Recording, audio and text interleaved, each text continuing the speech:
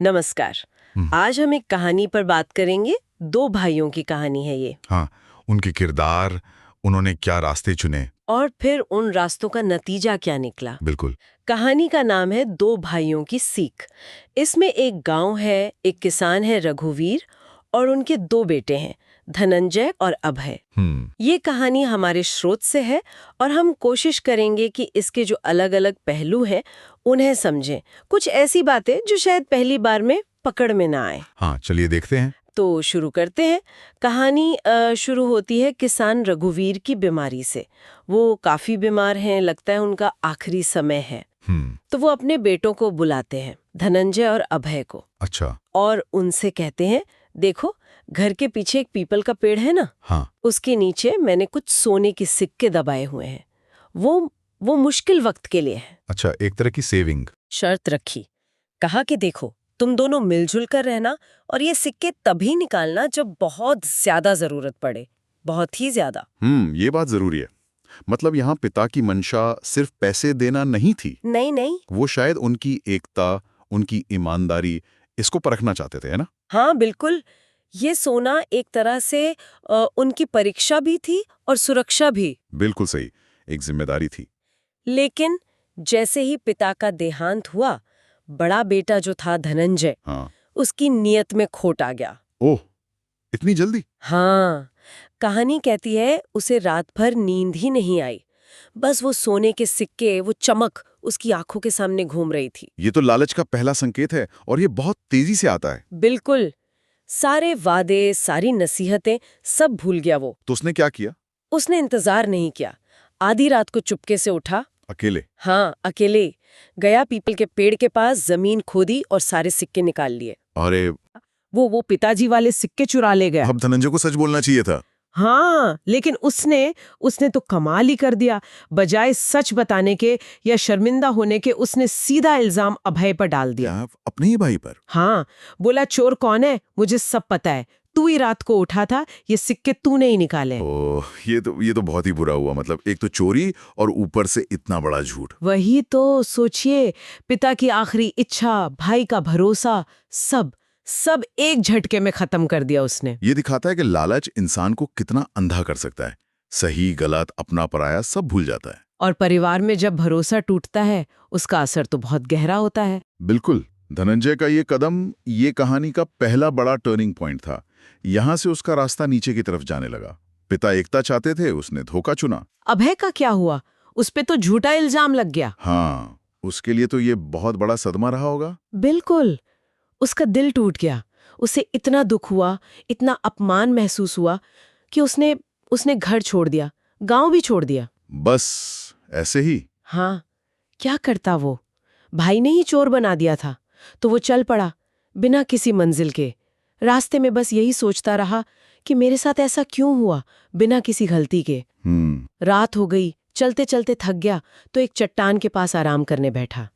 तभी उसे नीचे से कुछ फुसफुसाने की आवाजें आईं। आवाजें? कैसी आवाजें? कोई कह रहा था, ये ले, ये 200 तेरे और ये 200 मेरे। अच्छा। अभय ने चुपके से नीचे झांका, देखा तो दो आदमी बैठे हैं और उनके बीच में सोने के सिक्के चमक रहे हैं। वो चोर थे, शायद कहीं से चोरी करके लाए थे और अब माल बांट रहे थे। ओहो, तो कुल 400 सिक्के थे? हाँ। अब हुआ ये कि अभय जैसे ही थोड़ा और देखने के लिए झुका, उसका पैर फिसल गया। अरे! और वो सीधा लुढ़कता हुआ नीचे उन चोरों के पास जा गिरा। फिर क्या हुआ? चोरों ने पकड़ लिया? नहीं, चोरों ने जैसे ही अभय को गिरते देखा, वो बुरी तरह डर गए। उन्हें लगा कि राजा के सिपाही आ गए हैं उन्हें पकड़ने। हाँ, अच्छा। हाँ, तो वो दोनों चोर इतना डरे कि सारे 400 सिक्के वहीं छोड़े और मतलब सरपट भागे, वहां से दुम दबाकर भाग गए। वाह, ये तो किस्मत का खेल था। हाँ, अब सोचिए अभय की हालत। वो अकेला है, घर से निकाला गया है, भाई ने चोर कहा है और उसके सामने 400 सोने के सिक्के पड़े हैं। कोई भी होता तो शायद सोचता कि चलो भगवान ने सुन ली या किस्मत ने साथ दिया, अब इन पैसों से नई जिंदगी शुरू करूंगा। लेकिन अभय बिल्कुल अलग था। उसने क्या किया? उसके मन में पहला ख्याल जानते हैं क्या आया? क्या? कि ये तो चोरी का माल है, पाप की कमाई है, इसे मैं कैसे रख सकता हूँ? कमाल है, इतनी बुरी हालत में भी। हाँ, उसने एक सिक्का भी नहीं उठाया, बल्कि पास में एक पेड़ देखा, उसके नीचे गड्ढा खोदा और वो सारे के सारे 400 सिक्के उसमें दबा दिए। सच में? गाड़ दिए। हाँ? गाड़ दिए और फिर चुपचाप वहां से आगे बढ़ गया। ये उसके चरित्र की असली पहचान है। हालात मुश्किल थे, बहुत मुश्किल, पर वो अपने उसूलों से नहीं डिगा। बिल्कुल। एक तरफ धनंजय, जिसने लालच में पिता के दिए सिक्के चुराए, और दूसरी तरफ अभय, जिसने सामने पड़े चोरी के सिक्के भी ठुकरा दिए। यही दोनों भाइयों का फर्क एकदम साफ हो जाता है। सही बात है। लेकिन अभय की मुश्किलें वो भी खत्म नहीं हुई थीं। अच्छा, और क्या हुआ? वो आगे बढ़ा तो इस बार डाकुओं के एक गिरोह ने उसे घेर लिया। अरे बाप रे, एक के बाद एक मुसीबत। हाँ, उनका सरदार था कोई राणा नाम का, बड़ा खतरनाक। सरदार ने धमकाया, ए लड़के, जो कुछ भी है तेरे पास चुपचाप निकाल दे, वरना यहीं जान से जाएगा। अभय के पास तो कुछ था ही नहीं। वही तो, डाकुओं ने तलाशी ली, कुछ नहीं मिला। सरदार को बड़ा गुस्सा आया, बोला इसके पास कुछ नहीं है, चलो कोई बात नहीं, इसे देवी माँ के सामने बलि चढ़ा दो, आज अच्छा शिकार मिला है। बलि? हे भगवान! हाँ, अब तो अभय की जान पर बनाई, मतलब मौत सामने खड़ी थी। उसने क्या किया? गिड़गिड़ाया? नहीं, वो घबराया जरूर होगा, पर उसने हिम्मत नहीं हारी। उसने दिमाग चलाया तेजी से। अच्छा, क्या सोचा उसने? उससे वो 400 सोने के सिक्के याद आ गए जो उसने जमीन में गाड़े थे। ओ हाँ, वो सिक्के। बिल्कुल। उसने तुरंत एक चाल चली। क्या? उसने सरदार से कहा, सरदार रुको, मुझे मारो मत, मेरे पास तुम्हें देने के लिए कुछ है। अच्छा? उसने कहा, अगर तुम मुझे जान से नहीं मारोगे और अपने गिरोह में शामिल कर लोगे तो मैं तुम्हें 400 सोने के सिक्कों का पता बता सकता हूँ। वाह, क्या दिमाग लगाया! उसने उन सिक्कों का इस्तेमाल किया? हाँ, सरदार लालची तो था ही। 400 सोने के सिक्के सुनकर उसकी आंखें चमक गई। उसने अभय की बात मान ली। ये एक बड़ा दिलचस्प मोड़ है कहानी में। हाँ, जिन सिक्कों को उसने पाप समझकर हाथ तक नहीं लगाया था, अब उन्हीं की जानकारी देकर वो अपनी जान बचा रहा था। तो क्या ये नैतिक रूप से सही था? क्या ये उसके पिछले फैसले के खिलाफ नहीं गया? ये सवाल बहुत वाजिब है और शायद इसका कोई सीधा जवाब नहीं है। एक तरफ उसकी ईमानदारी थी, दूसरी तरफ जान बचाने की जरूरत। शायद उसने सोचा कि सिक्कों को खुद इस्तेमाल करना पाप है, पर उनकी जानकारी देकर अगर जान बच सकती है तो इसमें हर्ज नहीं। हाँ, कह सकते हैं कि ये एक तरह की प्रैक्टिकल सोच थी, सर्वाइवल इंस्टिंक्ट। हाँ, जिंदा रहने की कोशिश। उसने उन सिक्कों से खुद फायदा नहीं उठाया, पर उन्हें एक टूल की तरह इस्तेमाल किया डाकुओं से बचने के लिए। और डाकुओं का भरोसा जीतने के लिए भी। बिल्कुल। तो अभय उन डाकुओं के साथ रहने लगा। सरदार राणा ने उसे अपने गिरोह में रख लिया। अच्छा? अभय बहुत होशियार था। उसने धीरे धीरे अपनी बातों से, अपने काम से सरदार का भरोसा जीत लिया। कहानी कहती है, कुछ महीने ऐसे ही बीत गए। अभय डाकुओं के साथ ही रहा, उनके सारे तौर तरीके सीख गया। ठीक है। फिर एक दिन उसने एक बहाना बनाया। सरदार से कहा, सरदार, मेरी माँ गांव में बहुत बूढ़ी हैं, अकेली रहती हैं, बस 1 हफ्ते की मोहलत दे दो, मैं उनसे मिलके वापस आ जाऊंगा। और सरदार मान गया? हाँ, अभय ने उसका विश्वास जीत लिया था, तो सरदार ने उसे जाने की इजाजत दे दी। लेकिन अभय गांव नहीं गया होगा? बिल्कुल नहीं, वो सीधा राजधानी पहुंचा। उस राज्य के राजा थे विक्रमदेव। अच्छा। अभय राजमहल पहुंचा। वहां उसने सुना कि राजा अपने मंत्री से बात कर रहे थे और डाकू राणा के बढ़ते आतंक से बहुत परेशान थे। वो कह रहे थे कि इस डाकू ने नाक में दम कर रखा है, पकड़ में ही नहीं आता। और बस अभय को अपना मौका मिल गया। एकदम सही। अभय सीधा राजा के सामने पेश हुआ। उसने अपनी पूरी कहानी बताई, कैसे भाई ने निकाला, कैसे चोरों से पाला पड़ा, कैसे डाकुओं ने पकड़ा और कैसे वो भागकर आया है। ईफ की उन्होंने अभय की बात पर भरोसा किया। अच्छा। फिर अभय ने जो जानकारी दी, उसके आधार पर राजा ने अपने 500 सबसे बहादुर सैनिक तैयार किए। अभय खुद उनके साथ गया रास्ता दिखाने। वाओ। डाकुओं का अड्डा जंगल में गुप्त जगह पर था। सैनिकों ने अचानक हमला किया। डाकू तैयार नहीं थे। सारे के सारे डाकू पकड़ लिए गए, राणा भी पकड़ा गया। और फिर? राजा के हुक्म से उन सब को मौत की सजा मिली। राज्य से डाकुओं का आतंक खत्म हो गया। और अभय, उसका क्या हुआ? राजा विक्रमदेव अभय की ईमानदारी, उसकी बहादुरी और उसकी समझदारी से इतने ज्यादा खुश हुए हाँ, कि उन्होंने उसे फौरन अपनी सेना का सेनापति बना दिया। सेनापति? कहाँ वो घर से निकाला गया लड़का। हाँ, और बात यहीं खत्म नहीं हुई। और भी कुछ? राजा उसकी काबिलियत से इतने प्रभावित थे कि कुछ समय बाद उन्होंने अपनी इकलौती बेटी राजकुमारी प्रिया की शादी भी अभय से कर दी। अरे वाह, ये तो किस्मत का पलटना हुआ। बिल्कुल। और कहानी आगे कहती है कि कुछ साल बाद जब राजा विक्रमदेव बूढ़े हो गए तो उन्होंने अपना पूरा राजपाट भी अभय को ही सौंप दिया। अभय अब राजा बन गया। राजा अभय, सोचिए जरा, कहां से कहां पहुंच गया वो। है ना कमाल की बात। ये असल में कर्मों का फल दिखाता है। जो उसने मुश्किल वक्त में सही फैसले लिए, वो चोरी के सिक्के गाड़ना, हाँ। फिर डाकुओं से बचने के लिए समझदारी दिखाना और सही वक्त पर राजा की मदद करना, इन सब चीजों ने, उसकी ईमानदारी ने उसे वहां पहुंचा दिया जहां शायद उसने कभी सपने में भी नहीं सोचा होगा। सही कहा। उसकी सच्चाई और संयम का इनाम मिला उसे। बिल्कुल। लेकिन कहानी में एक और किरदार है। उसका बड़ा भाई धनंजय। हाँ, उसका क्या हुआ?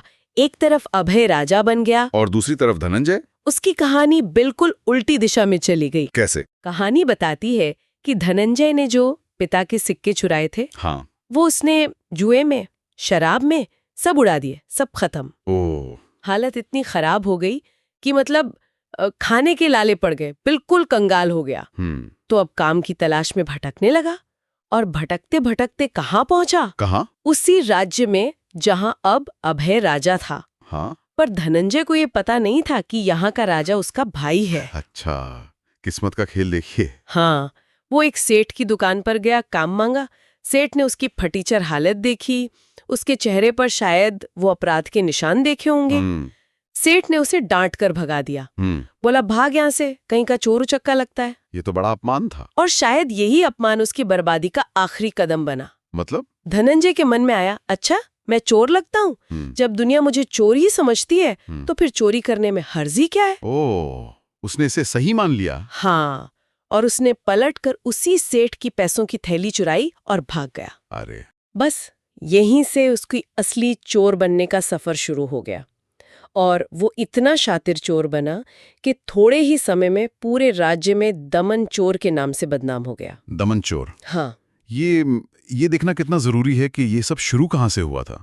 कहाँ से? बस वो थोड़े से सोने के सिक्कों के लालच से, पिता के वचन को तोड़ने से। सही बात है। वो एक छोटा सा गलत कदम था, लेकिन वो फिसलन इतनी तेज थी, इतनी गहरी थी कि वो उसे सीधा अपराध की दुनिया में और पूरी तरह से मतलब नैतिक पतन तक ले गई। हाँ, एक बेईमानी ने दूसरी को जन्म दिया, फिर तीसरी को। बिल्कुल। एक झूठ 100 झूठ बुलवाता है। और पिता ने जो कहा था मिलजुल कर रहना, उसका ठीक उल्टा हुआ। भाई दुश्मन बन गए एक तरह से। तो अब राज्य में दमन चोर का आतंक था, लोग परेशान थे। राजा अभय के सिपाही उसे पकड़ ही नहीं पा रहे थे, वो बहुत चालाक था। फिर एक रात किस्मत ने दोनों भाइयों को फिर आमने सामने ला खड़ा किया। कैसे? दमन चोर यानी धनंजय इतना बेखौफ हो गया था, इतना ढीठ, कि उसने सोचा क्यों न सीधे राजा के खजाने में ही हाथ साफ किया जाए। राजमहल में चोरी? हाँ, वो रात को राजमहल में घुस गया, खजाने की तरफ जा रहा था और संयोग देखिए। क्या? उसी वक्त राजा अभय महल की छत पर टहल रहे थे। शायद नींद नहीं आ रही होगी। अच्छा। उन्होंने नीचे किसी की परछाई देखी, शक हुआ, फौरन सिपाहियों को इशारा किया। सिपाही दौड़े और चोर को दबोच लिया गया, पकड़ लिया गया। हाँ, उसे राजा के सामने लाया गया। जब उसका नकाब हटाया गया तो राजा अभय देखते ही रह गए, सन्न। वो कोई और नहीं, उनका अपना सगा बड़ा भाई था, धनंजय। क्या पल रहा होगा वो अभय के लिए। सोचिए, जिस भाई ने उसे घर से निकाला था, आज वही भाई उसके राज्य में चोर बनकर पकड़ा गया था। उसे फौरन जेल में डाल दिया गया। जी, ये किसी भी राजा के लिए, किसी भी इंसान के लिए शायद सबसे मुश्किल फैसलों में से एक होता है। एक तरफ राज्य का कानून है, न्याय है, और दूसरी तरफ अपना खून, अपना भाई। बिल्कुल। अगले दिन दरबार लगा, खचाखच भरा हुआ था। धनंजय को पेश किया गया, जंजीरों में जकड़ा हुआ।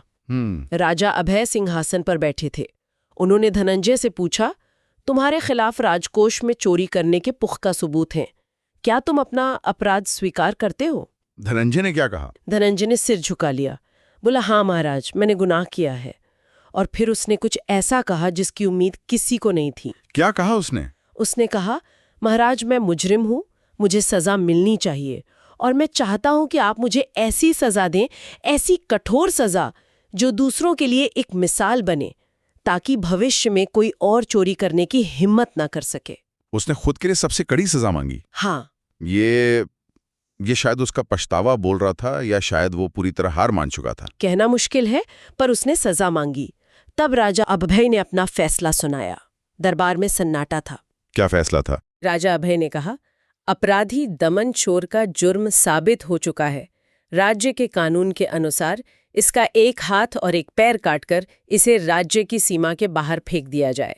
ओह, बहुत बहुत कठोर सजा थी ये। हाँ, उस जमाने के हिसाब से शायद यही न्याय था बड़े अपराधों के लिए। यहाँ अभय ने राजा का फर्ज पहले निभाया। उसने रिश्ते को, भाई के मोह को न्याय के रास्ते में नहीं आने दिया। हाँ, उसने एक राजा की तरह फैसला किया। लेकिन कहानियां खत्म नहीं होती। अच्छा। जब सिपाही उस सजा पर अमल करने के बाद लहूलुहान धनंजय को घसीटते हुए राज्य की सीमा की तरफ ले जा रहे थे, हाँ। तो राजा अभय खुद वहां पहुंचे, अकेले। उन्होंने सिपाहियों को रुकने का इशारा किया और वो धनंजय के पास गए, नीचे बैठे और बहुत धीरे से बोले, भैया। भैया? हाँ, उन्होंने कहा, भैया, इस वक्त यहाँ मैं राजा नहीं हूँ, मैं तुम्हारा छोटा भाई हूँ, अभय। ओहो। अभय ने आगे कहा, मैंने दरबार में राजा होने का फर्ज निभाया, कानून के मुताबिक सजा दी, लेकिन अब मैं यहाँ भाई होने का धर्म निभाने आया हूँ। ये तो बहुत बड़ी बात थी। हाँ, और ये कहकर अभय ने अपनी जेब से कुछ सोने के सिक्के निकाले और धनंजय के हाथ में रख दिए। कहा, ये लो भैया, इससे कहीं दूर चले जाना, एक नई, एक साफ सुथरी जिंदगी शुरू करने की कोशिश करना। न्याय के बाद करुणा, माफी। हाँ, ये देखकर धनंजय की आंखों से आंसू बहने लगे। वो कुछ बोल नहीं पाया, बस रोता रहा। फिर उसने हिम्मत करके कहा, अभय, तुम सचमुच महान हो। मैं कितना गिरा हुआ निकला, भगवान करे मुझे हर जन्म में तुम्हारे जैसा ही भाई मिले। फिर दोनों भाई गले मिले, शायद बरसों बाद। और फिर धनंजय चला गया। कहानी कहती है उसके बाद उसे फिर कभी किसी ने नहीं देखा। वो कहाँ गया, उसका क्या हुआ, कोई नहीं जानता। और राजा अभय वापस अपने राज्य लौटे और उन्होंने कई सालों तक अपनी प्रजा के साथ सुख और न्याय से राज किया। वाह। तो ये थी पूरी कहानी। अब अगर हम सोचें, इस सब का मतलब क्या है, निचोड़ क्या है, वो सीख क्या है जिसके बारे में कहानी का शीर्षक बात कर रहा है? देखिए, मेरे ख्याल से तो जो सबसे सीधी, सबसे साफ सीख है, वो कहानी के हर मोड़ पर दिखती है। क्या है वो? कि ईमानदारी, संयम और सच्चाई, इनका रास्ता मुश्किल हो सकता है, बहुत मुश्किल, कांटे भरे हो सकते हैं, पर अंत में जीत इन्हीं की होती है, हमेशा। अभय की तरह। बिल्कुल, अभय के साथ यही हुआ। उसे धोखा मिला, उस पर झूठा इल्जाम लगा, जान पर बनाई, पर वो अपने उसूलों पर, अपनी सच्चाई पर टिका रहा। और आखिर में उसे क्या मिला? इज्जत, प्यार, राजपाट, खुशी, सब कुछ। और दूसरी तरफ धनंजय की कहानी है। वो हमें क्या सिखाती है? कि लालच का रास्ता आसान लगता है। हाँ, शुरू में शायद आसान लगे, पर वो एक फिसलन भरी ढलान है। एक बार फिसले तो सीधा बर्बादी की तरफ ही जाते हैं। एक छोटा सा लालच, एक छोटी सी बेईमानी, उसने धनंजय की पूरी जिंदगी तबाह कर दी। तो ये सिर्फ किस्मत नहीं थी, ये उनके अपने कर्म थे, अपने चुनाव। कहानी तो इसी तरफ इशारा करती है। दोनों के सामने चुनाव थे। एक ने ईमानदारी और सब्र चुना, दूसरे ने लालच और धोखा, और उनके चुनावों ने ही उनकी किस्मत बना दी। हाँ, और ये कहानी भरोसे के बारे में भी है। बिल्कुल, पिता का बेटों पर भरोसा, भाइयों का आपस में भरोसा। जब वो भरोसा टूटा तो सब बिखर गया। और वो सवाल भी, न्याय और निजी रिश्ते। हाँ, वो द्वंद्व जो अभय के सामने आया, राजा का कर्तव्य और भाई का रिश्ता, उसने दोनों को निभाया, पर अपनी अपनी जगह पर। पहले न्याय, फिर करुणा। सच में एक आम सी लगने वाली लोक कथा, पर इसमें जिंदगी के कितने गहरे सबक छिपे हैं। बिल्कुल। तो दो भाइयों की सीख की इस गहरी पड़ताल में हमारे साथ रहने के लिए शुक्रिया। ये कहानी हमें बार बार याद दिलाती है कि हमारे रोजमर्रा के छोटे छोटे फैसले भी कितने बड़े नतीजे ला सकते हैं। हाँ, और जाते जाते बस एक विचार या एक सवाल छोड़ जाता हूं श्रोताओं के लिए। जरूर। कहानी का अंत होता है धनंजय के गायब हो जाने से। अभय ने उसे माफ किया, मदद भी दी, एक दूसरा मौका दिया। हाँ। तो सोचिए, उसका क्या हुआ होगा? क्या वो सचमुच बदल पाया? क्या अभय की माफी और वो सिक्के उसे एक नई अच्छी जिंदगी दे पाए?